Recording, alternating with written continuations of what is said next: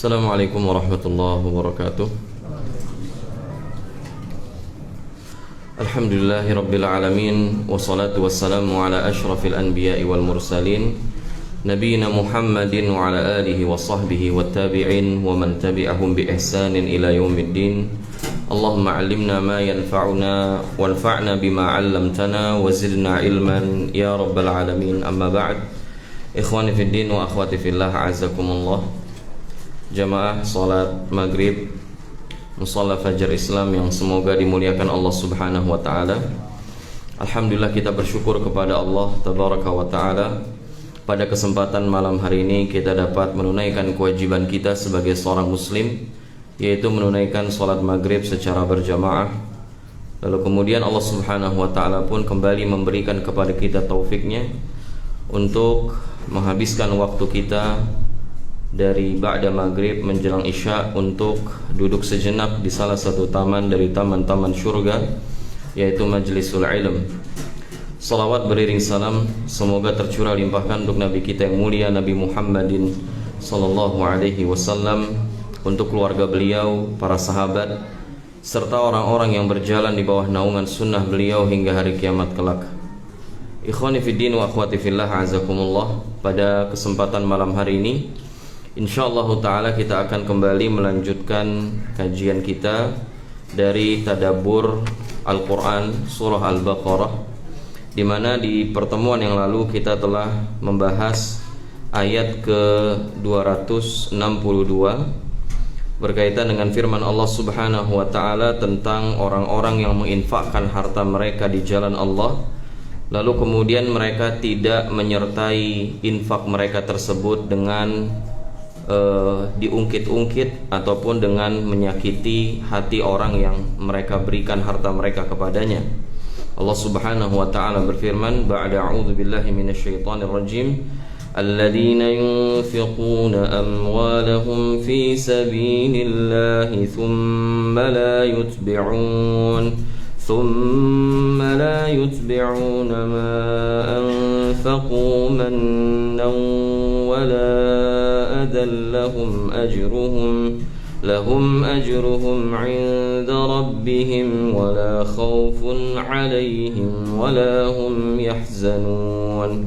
Dan orang-orang yang menginfakkan harta mereka di jalan Allah, thumma la yutbi'un, kemudian mereka tidak mengikut sertakan ma anfaqu, segala yang mereka infakkan tersebut dengan mannan, dengan diungkit-ungkit infak mereka, wala adza, dan juga tidak menyertainya dengan menyakiti hati orang yang mereka sedekahi, maka lahum ajruhum 'inda rabbihim, bagi mereka ganjaran dari Rabb mereka di sisi Allah Subhanahu wa ta'ala, wala khaufun 'alaihim wala hum yahzanun, mereka tidak akan pernah cemas terhadap apa yang akan mereka hadapi di masa yang akan datang. Sudah barang tentu di dalam hal ini maksudnya adalah mereka tidak akan cemas menghadapi hari kiamat, walahum yahzanun, dan mereka tidak akan bersedih atas keluarga yang mereka tinggalkan. Nah, lalu kemudian ikhwatal iman, a'azakumullah, ayat yang akan kita bahas selanjutnya adalah surah Al-Baqarah ayat 263, yaitu berkaitan dengan firman Allah Subhanahu wa ta'ala, qaulun ma'rufun wa maghfiratun khairun min sadaqatin yatba'uha adha wallahu ghaniyyun halim.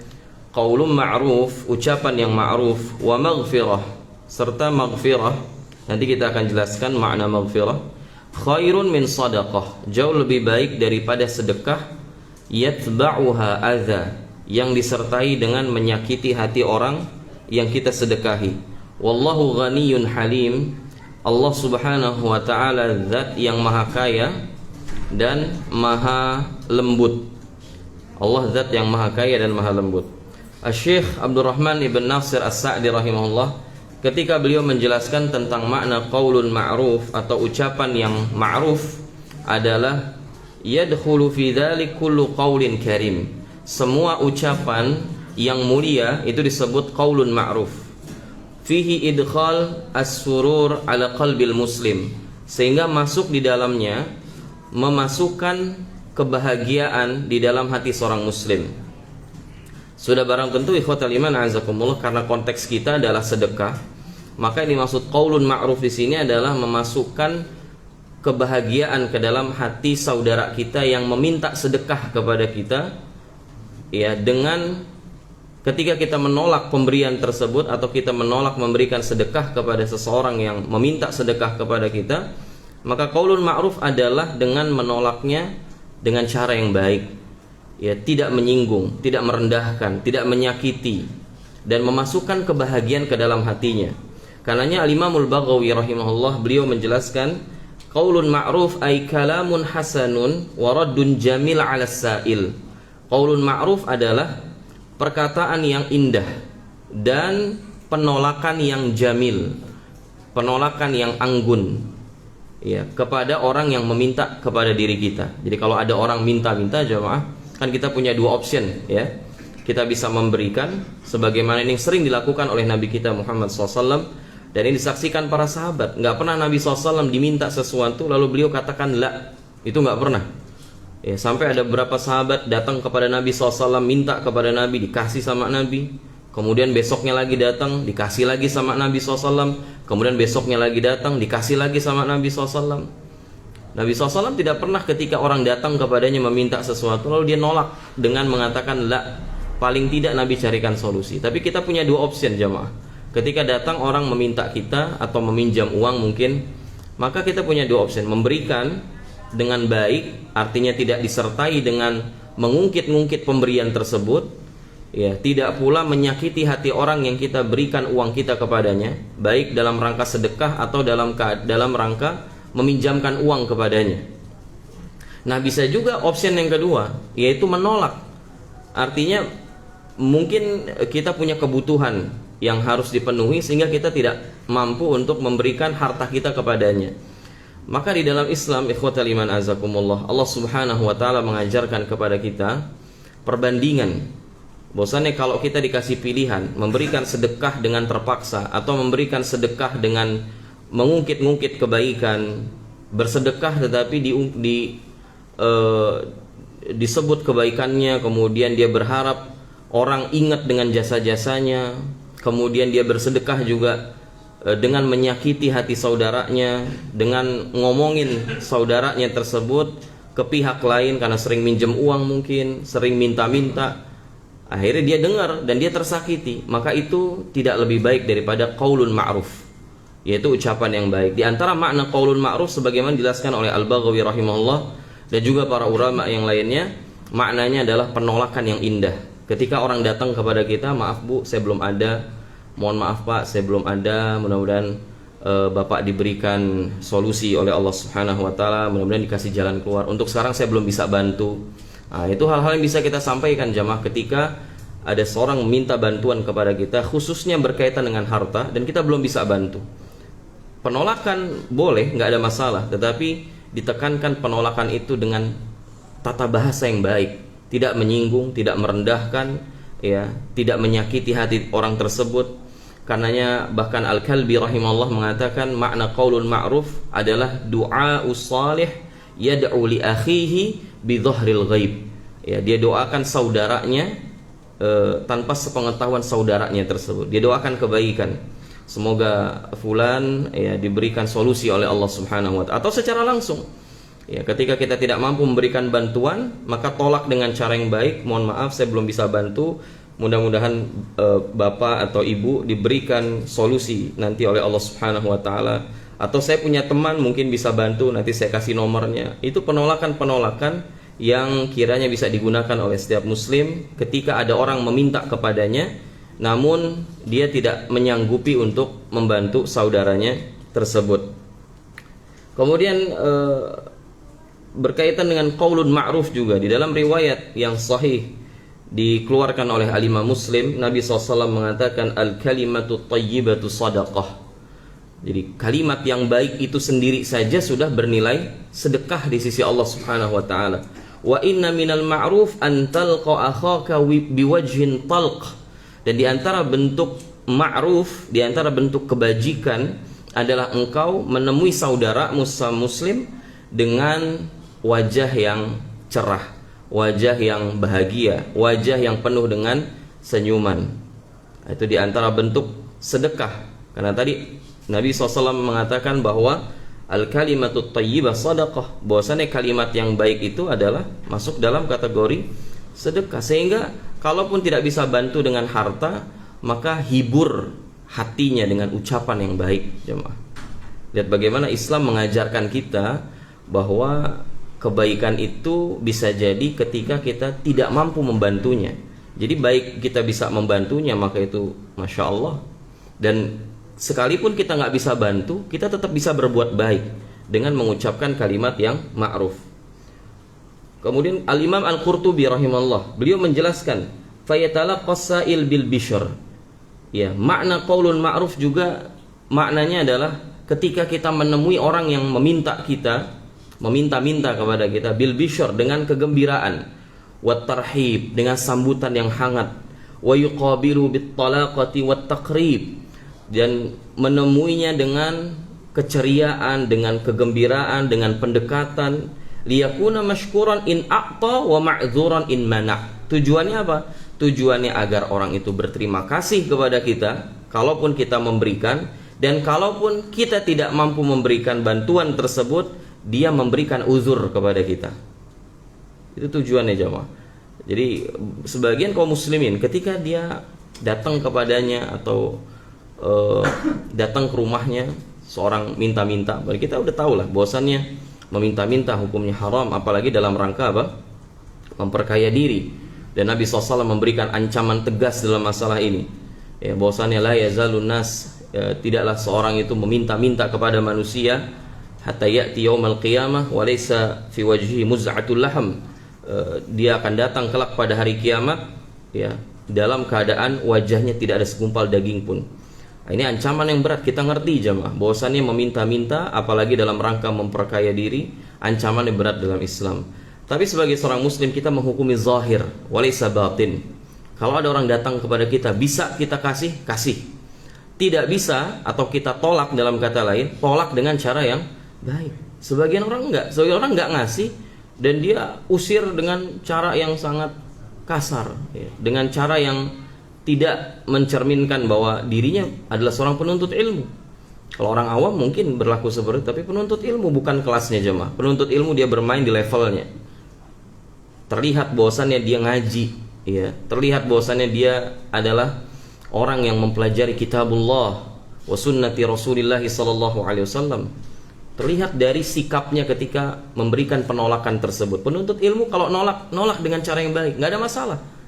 Tidak ada masalah di dalam menolak memberikan bantuan kepada seseorang, meskipun kita mampu, tapi tolak dengan cara yang baik. Nah, sebagian orang nggak melakukan itu, karenanya ini perlu kita tekankan jemaah. Ya, bahwasannya kalau kita bisa bantu semaksimal mungkin, ya. Tapi kalau seandainya kita pun tidak bisa memberikan bantuan, maka lagi-lagi penting untuk menolaknya dengan cara yang baik.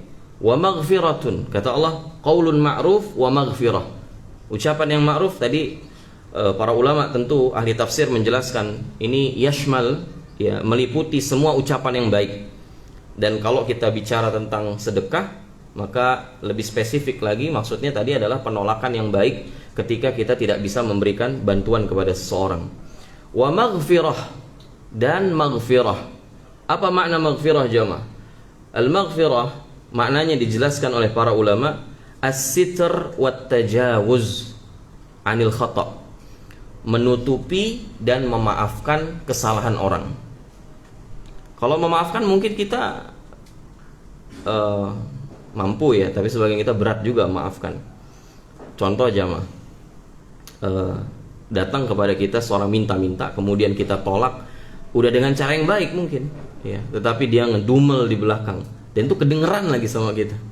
Dia berpaling, dia ngedumel, dan kedengeran ngedumelnya itu. Saya pernah kayak gitu. Saya tolak dengan cara yang baik, kemudian ngedumel di belakang karena kita nggak berikan pada saat itu. Maka orang itu pun ngedumel.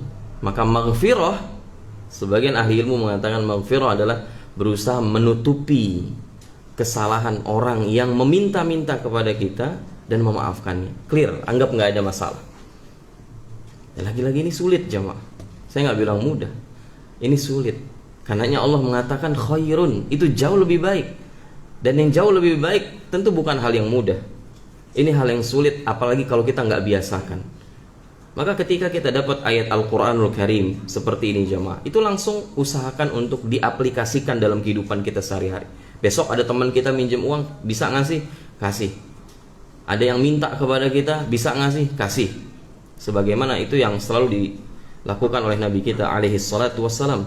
Tidak bisa ngasih, tolak dengan ucapan yang baik, ucapan yang indah. Sehingga tadi kata Al-Imam Al-Qurtubi rahimahullah, kalaupun kita bisa memberikan sedekah tersebut, bantuan tersebut, dia akan bersyukur, dia akan berterima kasih kepada kita, meskipun kita nggak butuh ucapan terima kasihnya. Innama nut'imukum liwajhillah la nuridu minkum jazaan wala syukur. Kita memberikan makan, ya, orang-orang mukmin itu kalau memberikan makan, memberikan sedekah liwajhillah, karena wajah Allah, la nuridu minkum jazaan wala syukur. Kita nggak berharap dibalas dengan kebaikan yang semisal, dan bahkan kita nggak butuh balasan dengan ucapan terima kasih. Sekedar ucapan terima kasih pun kita nggak butuh orang mukmin. Karena liwajhillah, kita semata-mata hanya mengharapkan wajah Allah subhanahu wa ta'ala. Jadi kita nggak butuh ucapan terima kasih. Tapi kalau kita berikan dengan kata-kata yang baik, dia akan ucapkan terima kasih. Dan kalau kita menolaknya dengan cara yang baik, maka dia akan memberikan uzur kepada kita. Oh ya udah ya akhi, mungkin antum belum ada uang, mungkin antum lebih membutuhkan. Ya udah nggak apa-apa, saya cari saudara saya yang lain, saya cari teman yang lain, mungkin yang lain bisa bantu. Hakadha jemaah. Kemudian Allah subhanahu wa ta'ala menyampaikan, dan Allah menutup ayat ini dengan firman-Nya, wallahu ghaniyun hamid. Dan Allah adalah zat yang maha kaya lagi maha halim, ya, lagi maha santun. Al-Ghani jamaah dijelaskan oleh Profesor Dr. Sulaiman Ibn Ibrahim Al-Lahim hafizahullah dalam tafsir beliau Aunur Rahman fi tafsiril Quran. Wallahu ghaniyun bidzatihi ghinan mutlaqan. Allah subhanahu wa ta'ala secara zatnya, ya, dia kaya secara mutlak. Min jami'il wujuh an jami'i khalqih. Dia tidak membutuhkan. Ghani itu jamaah, itu bisa punya dua makna. Ghani itu maksudnya bisa bermakna kaya, bisa juga maknanya tidak membutuhkan pihak manapun, karena merasa cukup.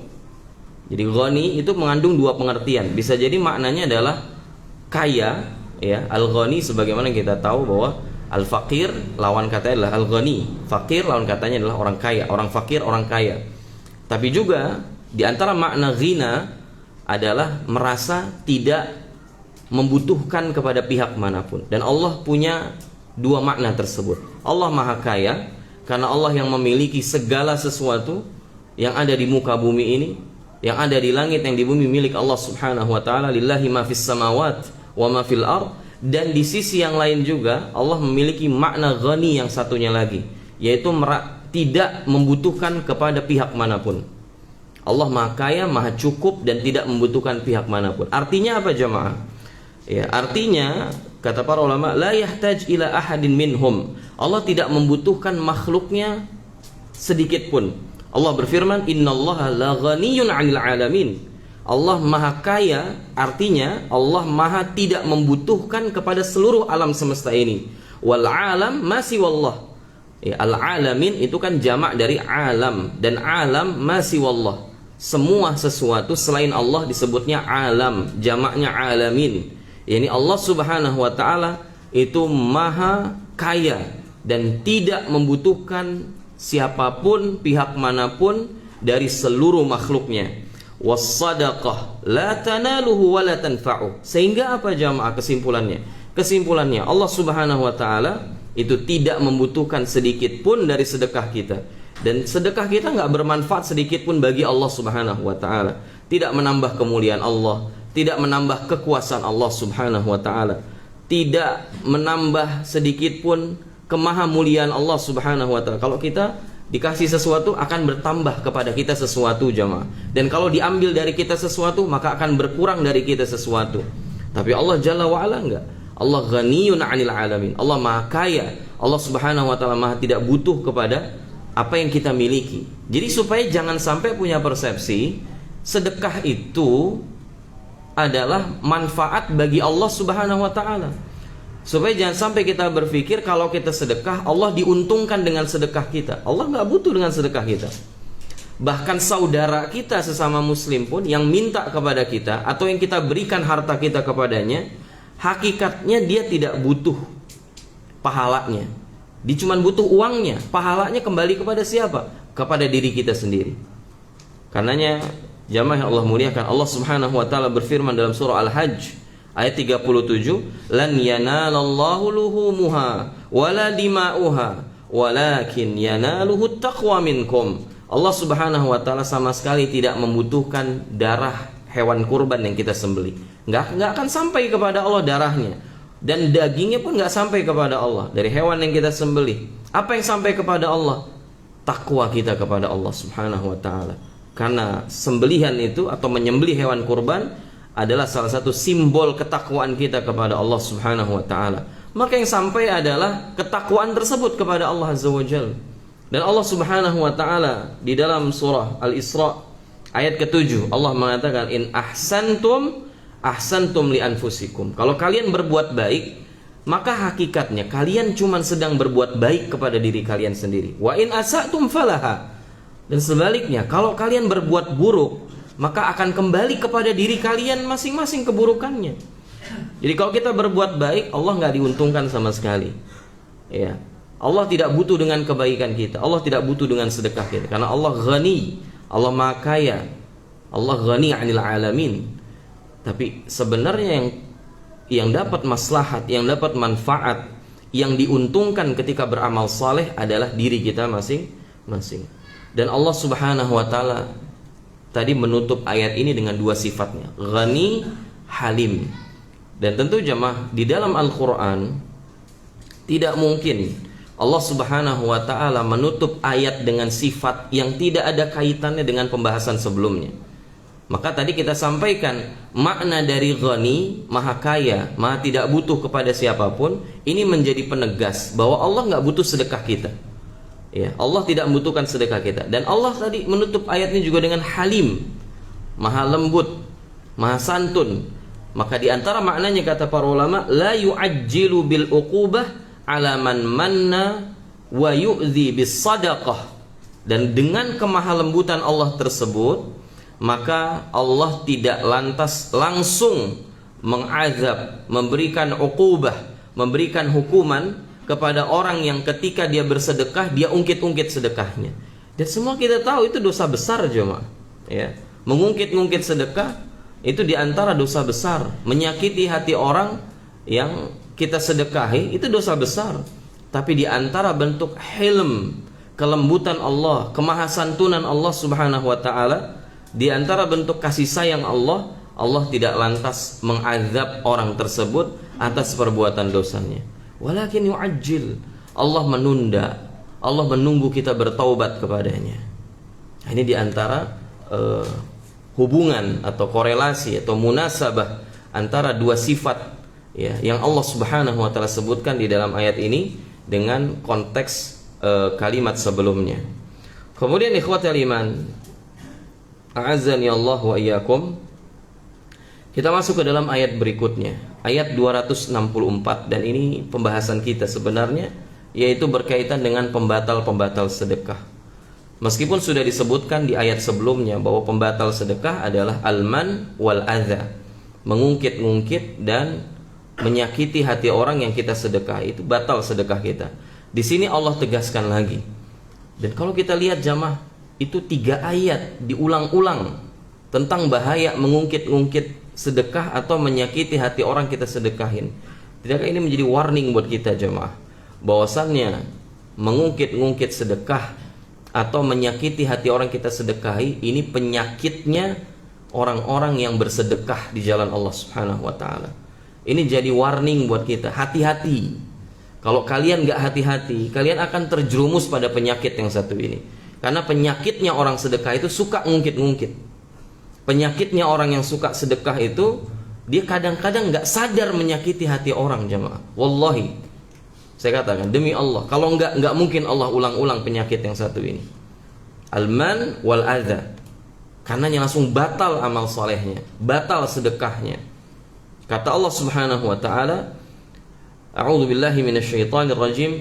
Ya ayyuhalladzina amanu la tubtilu sadaqatikum bil manni wal adha kalladzi yunfiqu malahu ria'an nasi wa la yu'minu billahi wal yawmil akhir فمثله كمثل صفوان عليه تراب فأصابه وابل فتركه صلدا لا يقدرون على شيء مما كسبوا والله لا يهدي القوم الكافرين.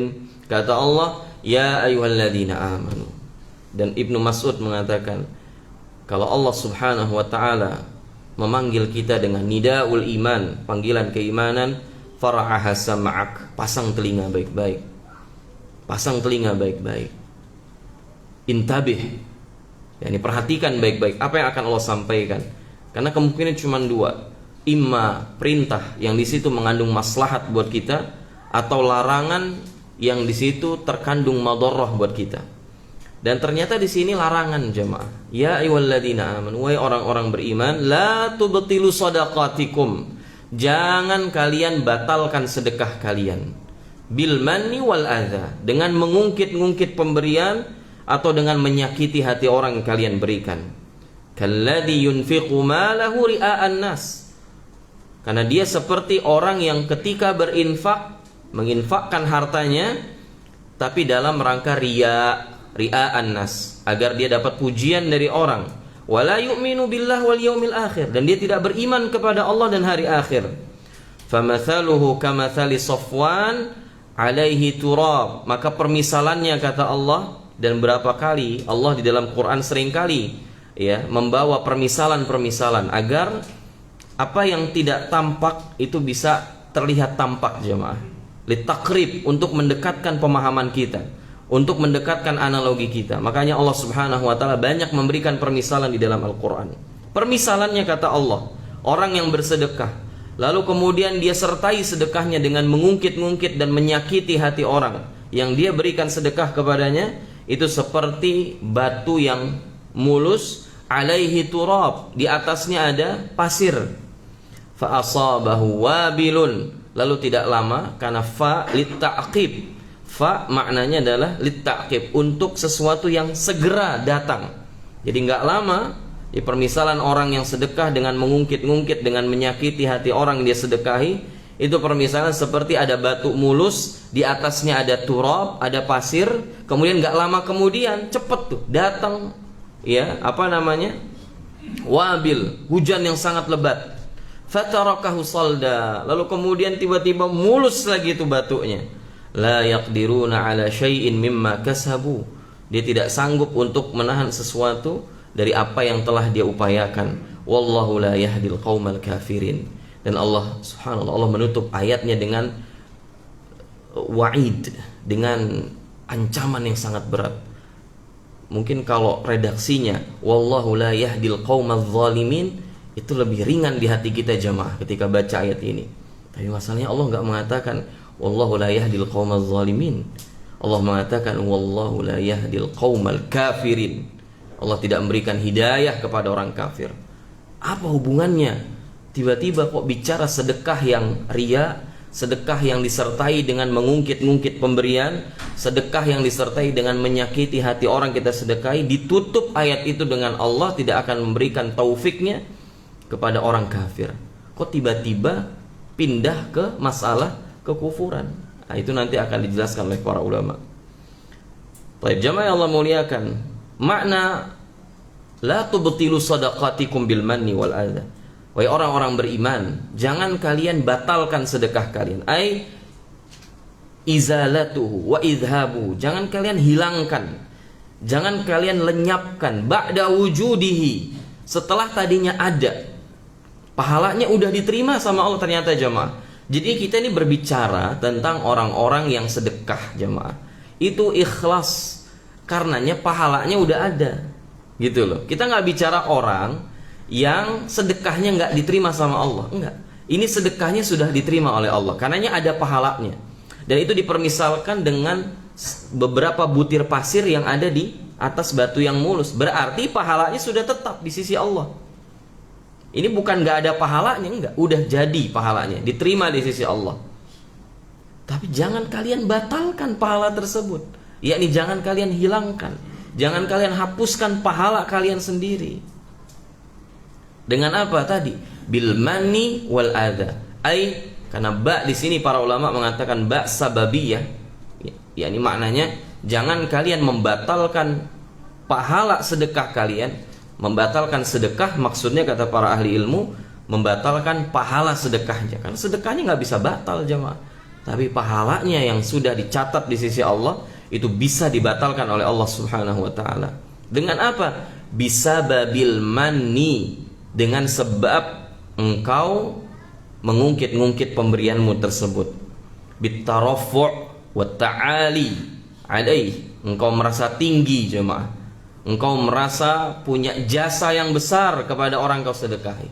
Itu jadi termasuk makna mengungkit-ungkit tuh. Antum punya tren membantu saudara antum sama muslim, terus antum merasa besar, merasa punya jasa, merasa tinggi, merasa punya peran dalam kehidupan ekonomi saudara antum, bahkan bisa jadi kerabat dekat, karena mungkin antum yang biayai sekolah anaknya, antum yang tanggung makan bulanannya, terus merasa tinggi, merasa lebih hebat dari dia. Wa idhar anna lahumul minnah wal fadl alaih, serta menampilkan seolah kita ini punya keutamaan lebih dari dirinya. Ilman annal fadl lillahi wahdah, dengan pengetahuannya bahwasannya karunia, keutamaan itu hanya di sisi Allah semata. Kita nggak punya keutamaan sedikit pun jemaah. Dan ketika kita bersedekah, tadi kan disampaikan oleh Allah Subhanahu wa taala, in ahsantum ahsantum li anfusikum. Kalau kalian berbuat baik, kalian sedang berbuat baik kepada diri sendiri. Kalau kita bersedekah jemaah kepada orang, hakikatnya itu harta datang dari siapa? Dari Allah Subhanahu wa taala. Kita cuman bagian transfer. Kita cuman bagian mengantarkan rizki orang, ya, datang dari Allah Subhanahu wa taala. Udah, peran kita cuman nganter jemaah. Jadi jangan merasa peran kita cuma nganter, tapi seolah kita yang memberikan rizki. Itu salahnya sebagian orang. Sehingga dia merasa memiliki fadl, dia memiliki keutamaan, dia memiliki kedudukan yang lebih tinggi dari orang yang dia berikan sedekah kepadanya. Ini kesalahan fatal bagi setiap orang yang suka bersedekah. Merasa bangun masjid, subhanallah. Bahkan jamaah rahimakumullah, pernah terjadi keributan di salah satu masjid. Kita lagi ngobrol-ngobrol sama teman-teman muda. Ada salah satu teman muda kita, jamaah kita, sholat di suatu masjid, lalu kemudian memperdebatkan masalah kiblat jamaah. Kan dulu ada kiblat yang dimiring-miringin gitu tuh. Satu maunya lurus, satu maunya miring begini. Padahal masjidnya itu baru direnovasi. Artinya udah disesuaikan tentunya struktur bangunannya dan arah kiblatnya. Tapi dia diarahkan ke sesuai yang dia harapkan. Yakni bagi dia kalau lurus begini nggak sah nanti sholat. Dan memang kalau kita bicara syarat sah sholat, ya diantaranya adalah istiqbalul qiblah, madhab atau menghadap ke arah kiblat. Nah, tetapi orang ini tegur, Pak, kiblatnya kenapa nggak dilurusin aja? Apa jawab dia? Antum punya saham berapa di masjid ini? Subhanallah. Dia merasa ta'ali, merasa punya jasa jemaah. Bangun masjid, bangun yayasan megah. Fadl minallah. Kalau Allah nggak permudah, nggak jadi itu masjid jemaah.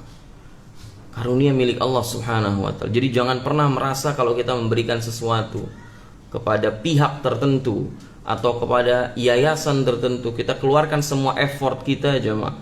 Jangan dipikir itu karunia punya kita. Kita ini cuma bagian nyelesain tugas kita sebagai seorang muslim yang Allah titipkan harta, lalu kita salurkan harta itu terhadap hal-hal yang diridhoi oleh Allah Subhanahu wa taala. Toh kalau kita nggak gunakan harta itu buat hal-hal positif tersebut, itu akan memberat hisab kita di yaumil qiyamah. Justru akan memperberat hisabnya nanti di hari kiamat. Kalau Anda tidak gelontorkan harta Anda untuk bangun masjid, memperluas masjid, membangun yayasan, membangun ma'had, ya, kemudian memperbaiki jalan, Anda akan ditanya tentang harta di hadapan Allah Subhanahu wa taala. Siap gak Anda jawabnya? Jadi memang itu tanggung jawab kita ketika punya harta. Maka jangan sedikit pun merasa punya jasa, sedikit pun punya punya peran di dalam perbaikan umat ini, jemaah. Makanya Imam Ahmad rahimahullah, Imam Ahmad dalam kitab Syiar A'lamin Nubala karya Imam Az-Zahabi rahimahullah, ada dialog yang terjadi antara Imam Ahmad dengan muridnya. Kata muridnya, "Wahai Abu Abdullah, apa jadinya Islam ini kalau nggak ada Anda?" Kita tahu siapa yang nggak kenal Imam Ahmad, jemaah. Kalau beliau katakan Quran makhluk pada saat itu semua akidah orang pada saat itu berubah semua, jemaah. Beliau dicambuk karena hal tersebut dengan cambukan yang kata Al-Gojonya sendiri, kalau ini cambukan diderahkan kepada unta dewasa tuh unta dewasa mati, jemaah. Ini antum bisa bayangkan gak, Imam Ahmad itu kulitnya kan sama kayak kita, bukan Iron Man, jemaah. Kulitnya sama kayak kita, lembutnya ya, kekuatannya sama. Itu dicambuk dengan cambukan yang merobek daging, bukan lagi kulit, jemaah. Dan beliau bertahan di atas itu. Sehingga kemudian beliau juga punya majelis ilmu, dihadiri setidaknya 5.000 orang, jemaah. Dan orang wajar kalau mengatakan, "Wahai Abu Abdullah, kita ini Islam ini jadi apa kalau nggak ada Anda?" Apa kata Imam Ahmad? "Bal jazahullahul Islam." Akan tetap nggak demikian. Yang benar adalah semoga ya Allah membalas Islam. Yakni kalau bukan karena Islam justru saya nggak ada apa-apanya. Bal jazahullah. Yang benar adalah segala puji bagi Allah. Jadi bukan saya ini nggak punya peran apa-apa. Justru kalau saya nggak berada di dalam naungan Islam, saya nggak akan jadi apa-apa. Jadi lihat jemaah, coba kalau kita dapat pujian itu, wah seneng banget itu, masya Allah ya, langsung benerin baju itu. Bener-bener tuh, bener-bener catat-catat gitu, seneng gitu. Imam Ahmad nggak seneng, jemaah, kan itu salah. Merasa punya jasa itu salah.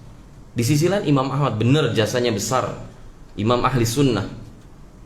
Tetapi orang yang engehan ya, orang yang peka, orang yang tidak gurur, tidak tertipu dengan pujian, itu nggak serta-merta mengamini, jemaah. Dia akan lihat hakikat perkara sebenarnya. Justru kalau bukan karena Islam, saya nggak bisa di posisi ini. Jadi nggak ada jasa sedikit pun dari saya buat Islam. Justru Islam yang berjasa dalam kehidupan saya. Jadi jangan sampai kita merasa punya jasa, jamaah, terhadap Islam. Kalau Allah nggak ada. Justru kalau bukan karena Islam, kita nggak akan ada apa-apanya. Wal adza. Dan jangan kalian batalkan sedekah kalian dengan mengganggu atau menyakiti hati orang yang kalian sedekahi. Permisalannya seperti apa? Kalladzi yunfiqu malahu ria'an nas, seperti orang yang ketika dia berinfak tujuannya riya. Jadi subhanallah jemaah, ini sebenarnya orang yang ngungkit-ngungkit dan menyakiti hati orang yang dia sedekahi itu sebenarnya nggak riya, jemaah. Makanya tadi dikatakan pahalanya udah tetap di sisi Allah. Karena kalau riya, maka pahalanya harusnya nggak ada. Tapi dia nggak riya, dan pahalanya sebenarnya sudah tercatat di sisi Allah. Tapi karena dia ungkit-ungkit, ya maka permisalannya tadi seperti orang yang sedekah tapi riya. Padahal ini beda sebenarnya. Tapi karena Anda mengungkit-ungkit seolah-olah gitu loh, ria'an nas, Anda infak tapi dalam rangka dipuji oleh manusia. Kalladzi yunfiqu malahu ria'an nas, seperti orang-orang yang berinfak tapi dalam rangka riya, ingin mempertontonkan kebaikannya di hadapan manusia. Li ajli an yarahu an-nas fayahmaduhu 'ala dzalik, agar orang-orang menyaksikan kebaikannya dan memuji dirinya. Wa yasifuhu bil karam was shalah, orang supaya memandangnya sebagai orang yang saleh, orang dermawan. Wa nahwi dzalik, dan yang semisalnya pujian-pujian tersebut. Walaysa dzalika liwajhillah, maka yang demikian itu tidak termasuk sedekah yang ditujukan untuk wajah Allah Subhanahu wa taala. Raja'a thawabah wa khaufa iqabah, dan juga menunjukkan bahwasannya ketika dia bersedekah niatnya bukan antusias terhadap pahala di sisi Allah, niatnya bukan ingin menghindarkan diri dari azab Allah, sebagaimana Nabi mengatakan ittaqin nar walau bisyaqqit tamr, Engkau lindungi dirimu dari api neraka, meskipun kemampuanmu, kapasitasmu cuma bisa bersedekah setengah butir kurma, tapi niatnya ternyata bukan itu jamaah. Niatnya ria, ternyata Allah bongkar di dunia. Ya, betapa banyak jamaah orang yang disembunyikan hal-hal yang orang itu nggak nampak di hadapannya. Dia sembunyikan sesuatu dalam hatinya, ternyata Allah berkenan untuk membongkar semua yang ada dalam hatinya. Dihukum kontan oleh Allah di dunia. Ini diantaranya coba. Ketidakikhlasan itu suatu hari akan tampak. Dan perkataan Imam Malik itu sangat menarik jemaah. Imam Malik itu mengatakan, "Makana lillah fahuwa abqa." Segala sesuatu jemaah, kalau kita lakukan karena Allah, itu pasti akan kekal. Apapun itu, ibadah kita, ya, sedekah kita, sholat kita, puasa kita, tilawah Quran kita, ya, kalau itu semua karena Allah, fahuwa abqa, maka dia akan kekal sampai kita mati. Dan kalau kita sudah mati, pahalanya tetap berlanjut. Bangun yayasan, bangun masjid, perluasan masjid, makana lillah fahuwa abqa.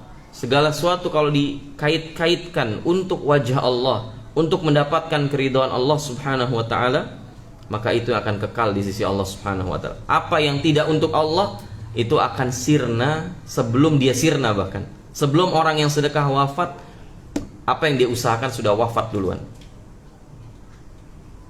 Ini Imam Malik rahimahullah menyampaikan ketika beliau hendak nulis kitab Muwatta'nya itu, banyak masukan Imam Malik. Wa ya Abu Abdillah, ini udah banyak orang nulis kitab hadis namanya Muwatta'. Ya, kata murid-muridnya, coba kasih nama yang lain atau dirubahlah isinya apa gitu kan. Kata Imam Malik, makana lillah fa huwa abqa. Selama yang saya tulis ini untuk Allah, maka dia akan kekal. Makanya kita jamaah nggak kenal kitab Muwatta' kecuali Muwatta'nya Imam Malik. Tapi bahkan sebagian kita nggak kenal kitab Muwatta' gitu. Bahkan kitab Muwatta'nya Imam Malik pun sebagian muslimin nggak kenal. Tapi kalaupun ada yang tahu, dia pasti taunya Muwatta' Imam Malik. Padahal Muwatta' banyak. Kitab hadis namanya Muwatta' di zaman Imam Malik banyak. Tapi karena itu yang buat Allah, itu yang liwajhillah, untuk mengharapkan perjumpaan dengan Allah, melihat wajah Allah, maka itu yang kekal di sisi Allah subhanahu wa ta'ala. Wala yu'minu billah wal yaumil akhir. Kemudian Allah mengatakan seolah-olah dia tidak beriman kepada Allah dan hari akhir. Profesor Dr. Sulaiman ibn Ibrahim Al-Lahim hafizahullah, dalam tafsir beliau menyampaikan, wa katsiran ma yuqranul iman bil yaumil akhir bil imani billah. Betapa banyak dan betapa seringnya Allah Subhanahu wa taala menggandengkan, mengaitkan antara iman kepada hari akhir dengan iman kepada Allah Subhanahu wa taala. Li'anna al-imana bil yaumil akhir min a'zami ma yahmilu wa yahfazu atau yuhaffizu 'ala al-'amal. Karena iman kepada Allah dan hari akhir di antara hal yang paling besar yang dapat membawa kita untuk beramal sebaik-baiknya. Makanya semuanya dengan iman jemaah. Makanya tadi sedekah dimulai dengan khitabnya iman, ya ayyuhalladzina amanu. Kemudian tadi disinggung masalah iman billah wal yaumil akhir. Masalah wudu aja jemaah, masalah toharoh itu bahasa iman. Ya ayyuhalladzina amanu idza qumtum ila shalah faghsilu wujuhakum wa aydiyakum ilal marafiq wamsahu bi ru'usikum warjulakum ilal ka'bain. Masalah wudu dikaitkan sama iman. Masalah salat dikaitkan dengan iman. Masalah puasa dikaitkan dengan iman. Ya ayyuhalladzina amanu kutiba alaikumus syiyam kama kutiba 'alal ladzina min qablikum la'allakum tattaqun. Dikaitkan dengan iman. Jadi kalau semua ibadah kita itu dilatar belakangi dengan iman dan hari akhir, kata para ulama itu akan jauh lebih optimal. Jadi dorongannya itu dorongan iman kepada Allah dan hari akhir. Lima fihi minal hisab wal jaza. Jadi pertimbangannya itu pertimbangan hari hisab, hari jaza, hari pembalasan. Untuk siapa kita beramal? Atas dasar apa kita beramal? Kalau dasarnya adalah ingin mendapatkan hisab yang baik pada hari kiamat, ingin dibalas dan diganjar oleh Allah pada hari kiamat, maka itu akan menjadi pendorong yang sangat kuat bagi kita jemaah di dalam beramal saleh, khususnya dalam bersedekah. Yu'minu billahi wal yaumil akhir. Kata Allah Subhanahu wa taala, ya, wala yu'minu billahi wal yaumil akhir. Mereka tidak beriman kepada Allah dan hari akhir. Fashabbahallahu azza wa jalla al-mubtil li sadaqatihi bil manni wal adha bil munafiq. Maka Allah menyerupakan jamaah orang yang mengungkit-ungkit sedekah. Memang dia bukan pasti orang munafik, tapi orang yang suka ngungkit sedekah tadi, dia merasa tinggi bil manni, ya, dia merasa tinggi, merasa punya jasa, kemudian dia suka menyakiti hati orang disedekahi. Dia memang nggak mesti munafik, tapi Allah menyerupakan mereka dengan sedekahnya orang-orang munafik. Suka mengungkit-ungkit, ya, suka menyakiti hati orang ketika bersedekah. Itu cirinya orang munafik, ciri sedekahnya orang munafik. Alladzi yunfiqu malahu liyurahu nas. Karena orang munafik tidaklah dia berinfak kecuali dalam rangka apa? Riya. Jadi riya itu kan memang salah satu karakter dari karakteristiknya orang munafik. Bukan hanya dalam sholat. Dalam sholat mereka riya kan? Yura'unan nas wa la yadhkurunallaha illa qalila. Idza qamu ila shalah qamu kusala yura'unan nas. Kalau mereka sholatnya dalam keadaan berat, bangkitnya berat untuk sholat. Dan kalaupun sholat tujuannya cuma apa? Agar orang melihatnya. Riya di hadapan Nabi dan para sahabat. Kalau sedekah sama, begitu juga jamaah. Jadi memang riya itu sudah menjadi tabiatnya orang munafik. Jadi orang yang suka ngungkit-ngungkit pemberiannya, orang yang nyakitin hati orang yang dia berikan, itu dipermisalkan oleh Allah Subhanahu wa taala seperti sedekahnya orang munafik. Fa wa yunfiqu wa huwa karihun wa la tanfa'u nafaqata. Orang munafik kalau berinfak, maka infaknya secara terpaksa, sehingga enggak bermanfaat infaknya sedikit pun. Allah Subhanahu wa taala berfirman, "Wa la yunfiquna illa wa hum karihun" dalam surah At-Taubah. Dan ini jadi At-Taubah itu jamaah subhanallah, surah At-Taubah itu di antara namanya disebut para ulama surah Fadhihah. Ya, Fadhihah. Yani tufaddih. Ya, surah At-Taubah itu membongkar semua karakteristik orang munafik. Antum kalau mau tahu karakteristik orang munafik, baca surah At-Taubah. Selain tentunya surah Al-Munafikun.